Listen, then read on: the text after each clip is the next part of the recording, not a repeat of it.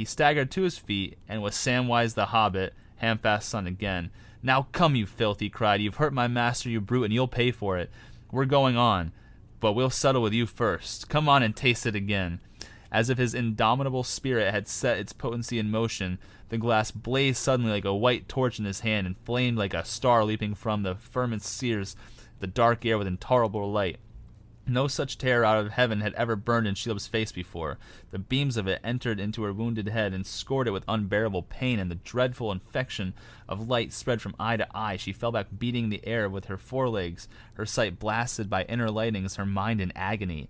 Then, turning her maimed head away, she rolled aside and began to crawl, claw by claw, towards the opening in the dark cliff behind. And Sam came on. He was reeling like a drunken man, but he came on. And Shelob cowed at last, shrunken in defeat, jerked and quivered as she tried to hasten from him. She reached the hole, squeezed down, leaving a trail of green-yellow slime. She slipped in. Even as Sam hewed a last stroke at her dragging legs, and then he fell to the ground. Shelob was gone, and whether she lay long in her lair, nursing her malice and her misery, and in slow years of darkness healed herself from within, rebuilding her clustered eyes, until with hunger like death she spun once more her dreadful snares in the glens of the mountains of shadow, this tale does not tell. The elbow. With a squeal, Gollum let go. Then Sam waded in. Not waiting to change the staff from left to right, he dealt another savage blow. Quick as a snake, Gollum slithered aside, and the stroke aimed at his head fell across his back. The staff cracked and broke, and that was enough for him. Grabbing from behind was an old game of his, and seldom had he failed in it. With his time, misled by spite, he had made the mistake of speaking and gloating before he had both hands on his victim's neck. Everything had gone wrong with his beautiful plan, since that horrible light had so unexpectedly appeared in the darkness. And now he was face to face with a furious enemy, little less than his own size. This fight was not for him. Sam swept up the sword from the ground and raised it. Gollum squealed, springing aside on all fours. He jumped away in one big bound like a frog. Before Sam could reach him, he was off running with amazing speed backwards towards the tunnel. And sword in hand, Sam went after him. For the moment, he had forgotten everything else but the red fury in his brain and the desire to kill Gollum. But before he could overtake him, Gollum was gone. And then, as the dark hole stood before him, and the stench came out to meet him, like a clap of thunder, he thought of Frodo, and the monster smote upon Sam's mind. He spun around, rushed wildly up the path, calling and calling his master's name. He was too late. So far, Gollum's plot had succeeded.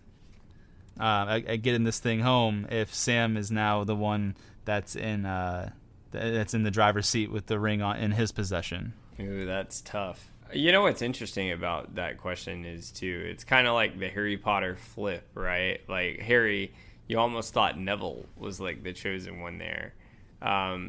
If this actually happened and it played out where Sam was chosen to, kind of carry out the mission on his own, I believe Sam could, but it's basically a one-way ticket. Like, no one's getting home at that point. I believe he could, based on, I don't want to give anything away, but kind of just even the drive we've seen in Shelob's lair here, and kind of what he shows us at the end, which we don't want to give anything away, but based on his efforts and how he kind of, things he proves later on, which I don't want to give anything away about his tactical ability, I believe he could be very difficult, but at that point, I think, this other companion that we've been traveling with, I think that would come into play, and I think it's basically a one-way ticket.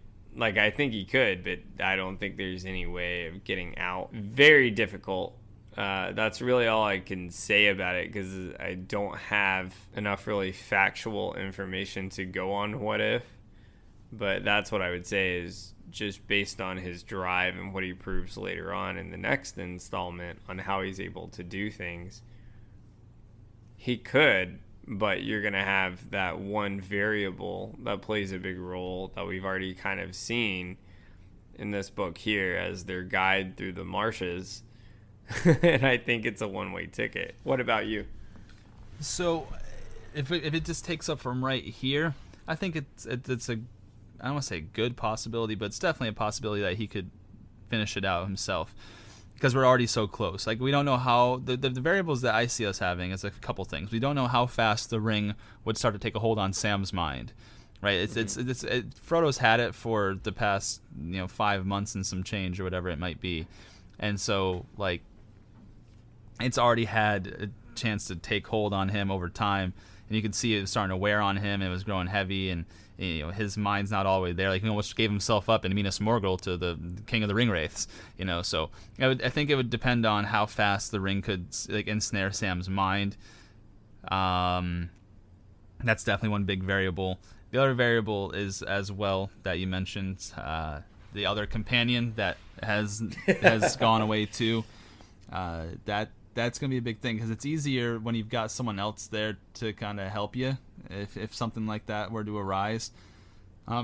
So those are two really big ones. And on top of that, he doesn't... man, this is tough, because let's say he just goes and enters Mordor and leaves Frodo's body behind as he planned on doing. And we got to assume... there's still some tactical things that he would need to learn, like how to just, you're not just going to run straight across the plain and go up to the entrance of Mount Doom. You've got to like avoid being seen. You've got to kind of blend in a way, and that is some things we need to think about, and how could we do it, and if what doesn't happen here and then on the next book, there's a way that they're able to do that and blend in, but again, that's with two people, and again, that not so much included just leaving that area right away. That is, there's other parts that go into it. So point being is that it's definitely possible, because they're so close to it.